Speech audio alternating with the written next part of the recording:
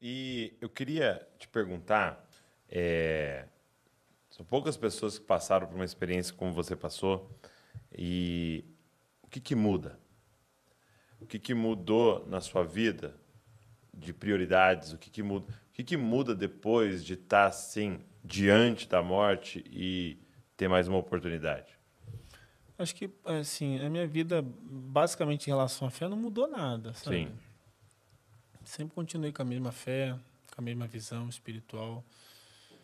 Mas eu acho que o que mais mudou na minha cabeça foi o meu entendimento da minha limitação. hum, Porque geralmente, a gente não. A gente sabe que teremos um fim aqui, mas a gente não pensa não sobre isso, pensa sobre isso não e medita. não compreende muito, porque acorda. E ali eu vi que existe um fim e um fim quando você menos espera. Exato, sem data, né? Então, assim, eu procuro aproveitar a vida nos mínimos detalhes, assim, tipo de... Às vezes chego cansado de uma viagem, durmo um pouco mal, assim, que eu tô cansado, não dormi também, mas às vezes eu gosto de levar meus filhos 6:30 da manhã, ter que acordar para levar eles na escola. Uhum. Porque eu entendi que a minha vida, ela é pautada e vai fazer a diferença para aqueles que ficam nos mínimos detalhes, em coisas mínimas. A Uhum. gente às vezes acha que o que marcou foi a viagem para Paris, às vezes o que marcou foi tu comer um cachorro quente na esquina com a tua mulher, Sim, cara. sim. Os teus filhos vão lembrar, não é daquela grande viagem, é às vezes de um grande sermão que tu deu neles, entendeu? Uhum. De um grande abraço, de uma dificuldade deles que você sentou, abraçou e falou, já passei por isso. Então, são os mínimos detalhes. Então, eu me apego muito a isso. Eu sou um cara, sempre fui muito família, sempre gostei de estar com a família, com a esposa, com os filhos, com o pai e mãe. Sempre gostei desse elo familiar, porque também aprendi que no pior momento da minha vida foram eles que estiveram comigo, né? De perto.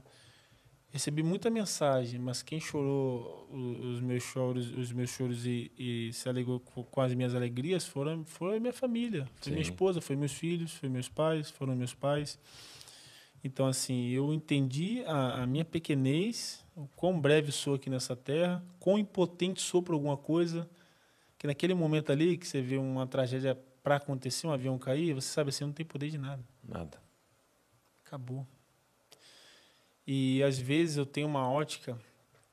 Minha esposa fala assim: você é meio malucão, você é meio filósofo. Às vezes eu tenho uma ótica, Douglas, que às vezes isso aqui tudo é um sonho.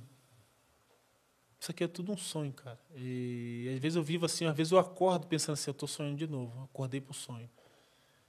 Porque a minha realidade vai ser quando eu sair desse sonho. Quando eu não estiver mais aqui. E parece que é tudo tão sonho, porque o sonho é muito rápido. A gente sonha, às vezes, um sonho de. A gente sonha uma coisa assim doida que a gente estava num lugar, foi pro outro e tu dormiu às vezes 4 horas, 5 horas. Uhum. Então o sonho é muito rápido. Às vezes eu olho para fecho meus olhos, eu me lembro adolescente brincando de bola na rua. Sim. Parece que a vida é muito rápida e eu vejo às vezes assim, cara, eu acho que isso daqui é um grande sonho que para uns é um pouquinho maior, para outros é um pouquinho mais curto, mas tu perguntar para um senhor de 80 anos, eu falo assim, o que você acha da vida? Eu falo assim, passou muito rápido. Uhum. Uhum. Parece que foi ontem que eu estava solteiro, trabalhando com meu pai, que eu casei, que eu vi meu filho, que eu vi meu neto. Perguntar para um senhor de 80, ele vai falar isso. E para a gente é igual. Então, assim, Mas é interessante você falar isso porque eu tive a oportunidade de fazer um podcast com o Francis Chan, né? Um autor de livros e tal, que tanto me influenciou. E ele tem uma história interessante com essa questão, essa temática da morte, né? A mãe dele morreu no parto dele, então ele nasceu já sem conhecer a mãe. E aí, passado um tempo, o pai casou de novo e a madrasta morreu. Aí passou um tempo, o pai morreu e aí foi morar com a avó e a avó. Então, assim, ele foi rodeado de muitas mortes. E aí, é interessante ele falando sobre essa perspectiva, né? De quando você se depara com a morte, quando você tem uma noção real da morte, você passa a aproveitar mais de forma intensa a vida. Então, ele deu esse mesmo exemplo, né? E ele falou assim, por exemplo, eu estou aqui no podcast, ele estava no podcast, eu preciso entender que eu preciso dar tudo aqui agora, nesse momento, porque é agora. Eu não sei quando vai acabar, né? Eu não sei quando nós vamos morrer, quando isso aqui vai acabar. Então, a vida se torna mais realista, né? De, tipo, eu preciso aproveitar o momento. E aí, eu estava conversando com um amigo sobre esse negócio que a gente está vivendo agora, de parece que o ano está voando. Bem isso. Né? Lógico que tem a percepção quando você é criança, né? Como você viveu menos tempo, então sua percepção de tempo é diferente e tal. Mas, de fato, agora, quando adulto, parece, gente, vamos entrar em junho, entendeu? E você fala, acabou de virar o ano, já vamos entrar em junho. E aí ele falou assim, mas você sabe por que, que o tempo está passando tão rápido? Até o meu amigo doutor Johnny. Por que, que o tempo parece estar passando tão rápido?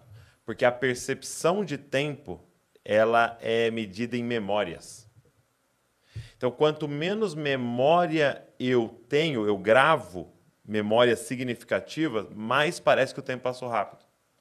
Porque quando que parece que o tempo foi lento? É quando eu consigo lembrar de um monte de coisa que a gente viveu. Por que, que a gente tem tão pouca memória? Porque a gente está vivendo no automático. Bem isso. Você está aqui agora, mas você não está aqui, você está pensando, meu Deus, eu preciso de uma ligação aqui e tal. O que você falou? E responder. Tá assim eu não estou nem aqui, eu não estou nem aí. Então, quando eu chego à noite, eu nem lembro disso aqui. Agora, quando você empenha, quando você está de verdade, quando você aproveita cada momento, uma ida na escola, com uma conversa com seu filho, com a sua filha, aquilo fica na sua memória. E aí um almoço com a sua esposa, aquilo fica na sua memória. E aí uma conversa com um amigo, aquilo fica na sua memória. E de repente o tempo começa a se encher, né? Então eu vejo que uma experiência como essa te dá a oportunidade de falar, cara, eu preciso viver cada dia, né? É ruim dizer isso, mas como se fosse o último. Precisa dar um abraço, como se fosse o último. Vamos estar presente nas coisas como se fosse a última vez, né? E isso, acho que ensina a valorizar a vida.